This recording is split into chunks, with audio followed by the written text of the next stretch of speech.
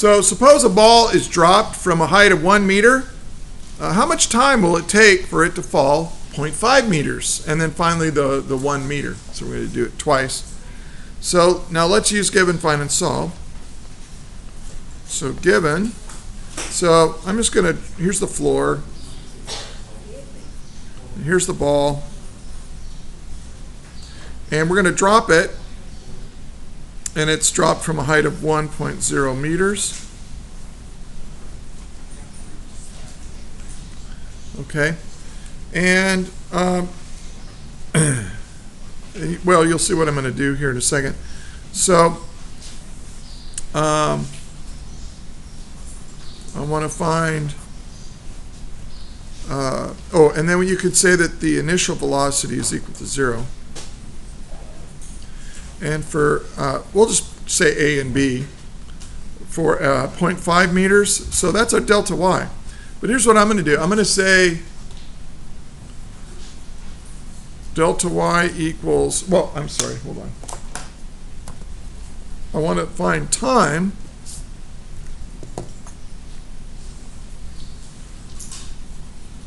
when delta y equals what? Now, here's what I'm going to do. I'm going to say up is positive.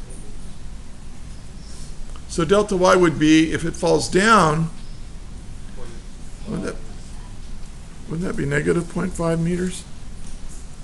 I'm saying it falls 0.5 meters. So if something falls 0.5 meters, it's going to fall down.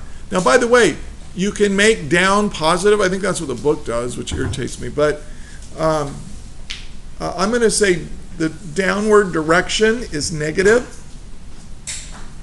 So I'm going to make that negative. And then for part B, I want the time when delta y equals negative 1.0 meters.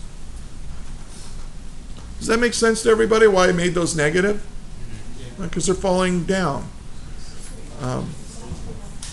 So let's solve it. Now, what do we know? Do we know what the acceleration of the ball is? Yes. Well, we're going to assume that we're on Earth and that the acceleration is 9.8 meters per second every second in a downward direction. And again, I make it down as being negative. Up is positive, down is negative. And again, if you want to make down positive, you can. Everything will work as long as you're consistent with that. Okay, so now let's solve it. Well, I know the initial velocity. I know the acceleration. I know delta y.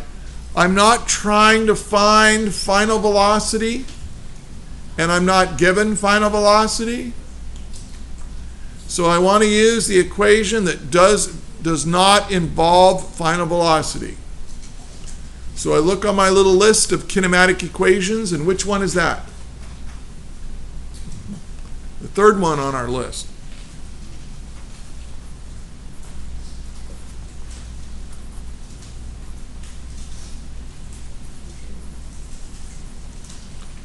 Okay? That's the third kinematic equation. Now, the initial velocity is 0, thankfully. So this whole term goes away because it's 0. So now I can solve for time. Time is going to be equal to, well, multiply both sides by 2. So it's 2 times delta y, and divide by the acceleration. And then what do I do to both sides to solve for time? Take the square root of it. Now, does everybody see that algebra I did in one big step? Okay. If you need to break it down into more steps, go ahead and do that. But if you take this equation and solve it for time, you get this. Now I can plug in my values. 2, what is delta y? Negative 0.5 meters. And the negative. And then my acceleration is? And notice that the meters cancels the meters. You have 1 over second squared. Take the square root of that, you get seconds. So the units work. So I get my calculator. So I go 2 times 0.5, which is 1, divided by 9.8 equals 0.1, and then we're going to take the square root of that.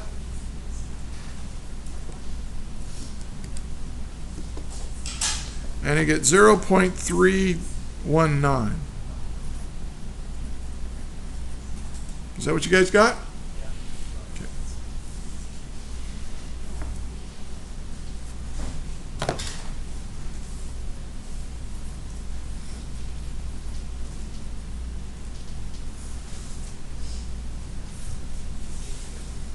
Now let's do part B. Now look, it's going to fall twice as far, right? So would you expect it to take twice as much time?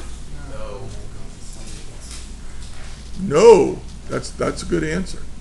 It's going to take a lot less than twice as much time, isn't it? Why? Because when it's halfway down, what's it doing? It's accelerating faster. Well, it's not accelerating, but it's accelerating the whole time, though. But by the time it gets to what meter is going to be, the amount of time for it to accelerate has doubled. Its velocity. Well, the amount of not the time. The time hasn't doubled. The distance or the displacement is doubled. Yeah. But look, let's just use this same equation, right? Everything's the same. Starting from here to here is the same. So we're going to go t equals the square root of 2 times delta y over a. So this is going to be 1 meter.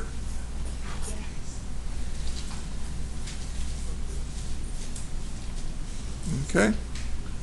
Now, what's going to happen if I do that on my calculator? It's going to say, no, you can't do it. Well, let's try it. 2 times 1. 2 times 1. Well, that's 2. Very good. Divided by 9.8 equals 0.204. And, but it's divided by negative 9.8. And then you try to take the square root of that. And it says, let's see if I can see it on my calculator. It's supposed to be -1? Yeah, domain error. And that's because I'm trying to take the square root. If you get a negative value in here, But it's supposed to be a positive value because it's negative. exactly, this is negative. So a negative divided by a negative is a positive. So, but if you happen to have a stray negative in this radical here, it's probably because you made a delta y positive when it should have been negative, or you made 9.8 positive when it should have been. You left the negative out, probably. Well, let's see. What do we get? 2.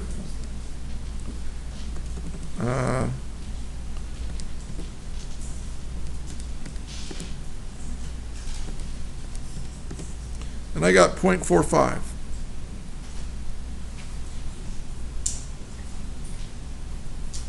452.